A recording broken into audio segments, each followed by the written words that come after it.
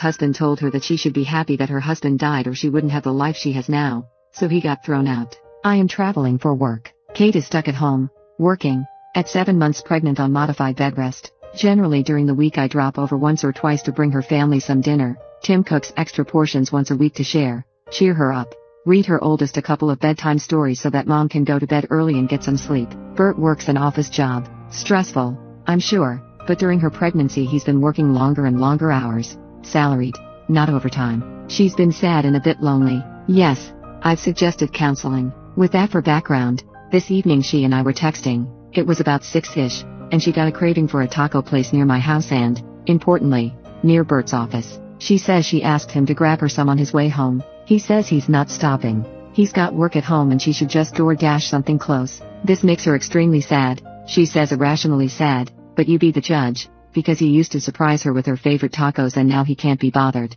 As one does. I tell Tim, I'm 3 states away, so it was just part of our chat as I was getting back to the hotel and getting ready for a work dinner. I get back from dinner and Tim had gone and picked her up tacos, remembered the bag of things I'd collected for her and the kid that were in my car, and pulled a tuna casserole from the freezer. Bert hates tuna casserole. He dropped them off on the porch and just texted her that there were some things I wanted her to have. Then Bert gets home. Did he bring tacos, coloring books or a good attitude? No, he did not. He called Tim to tell him that he was an asshole for showing him up. Other colorful language was also used, including some fairly sexist nonsense. He also texted me telling me to keep my husband away from his wife. Tim did respond rudely when Bert called. Kate says he told Bert he was a failure as a human, a man, a father and a husband. Apparently that caused Bert to scream expletives so loud their daughter started to cry. Not good. Tim then hung up on Bert, blocked him, and texted Kate that if she needed someone in an emergency she knew where to call, but he wasn't putting up with her poop husband any longer. It's a giant cluster and I have no idea what's going to happen.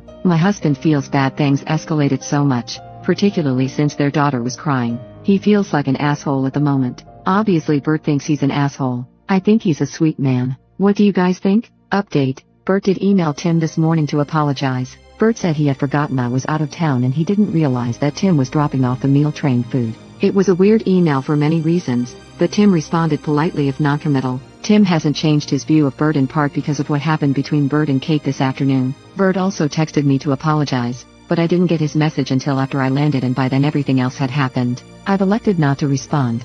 Bert went home around noon after staying at a hotel last night. Kate's sister had taken their daughter to the park so Bert and Kate could talk it out. Short version is that Bert has been avoiding Kate because she's not happy during this pregnancy. I mentioned in a comment that Kate had been married previously and shortly after her first husband died she had complications in a pregnancy that forced her on bed rest. Unfortunately, her son didn't make it. Her current pregnancy is bringing up a lot of painful memories and she's scared she won't be able to make it to full term. So, yes, she's not as cheery as she was when she was pregnant with their daughter. It's a difficult time. Bert is frustrated and angry that she's not happy, so he's been staying late and ignoring her until she stops doing that. I know that sounds horrid, but I think they could have worked through those feelings. But as he was explaining how he felt, he said she should be glad her son wasn't there because otherwise she wouldn't have this life at all. Yeah, that still knocks the wind out of me. It's so cruel. She did talk to him about that statement, but the explanation doesn't get better. In any event, for her that was just the end. She told him she was done, they can work out joint custody, but the marriage was over. She called her sister and she and her husband encouraged Bert to leave. Currently, Kate's not angry or sad or panicked.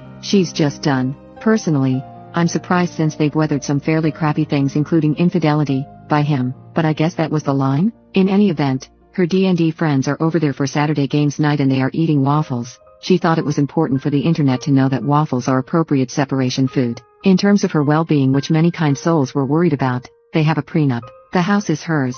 His family property is his. I'm sure there will be a fight over custody, but she will be financially okay. In any event, she has family and friends who will help and support regardless of what happens. Update 2. Kate and Bert are still separated. It took her a few weeks, but she finally spoke to her attorney and asked them to start the paperwork. One problem has been locating him for service and scheduling parenting time so it wouldn't appear that she is withholding his child. The night he was escorted out he apparently went to a hotel, then told his boss he had to work remotely. Where the fuck was that option? And then moved home to his mother. Kate has reached out to him multiple times to schedule parenting time and only found out last week that he wasn't in the state. She finally called his mom to see if she wanted to come and see her grandchild for Thanksgiving and learned that he was there the entire time. In any event, they finally made a parenting schedule and, at her attorney's suggestion, agreed he could have the first holiday since the separation. He was supposed to come down on Wednesday and pick up their daughter for a few days so she could spend time with his side of the family, so we planned a Friendsgiving to keep her spirits up since her little one would be away for the first time.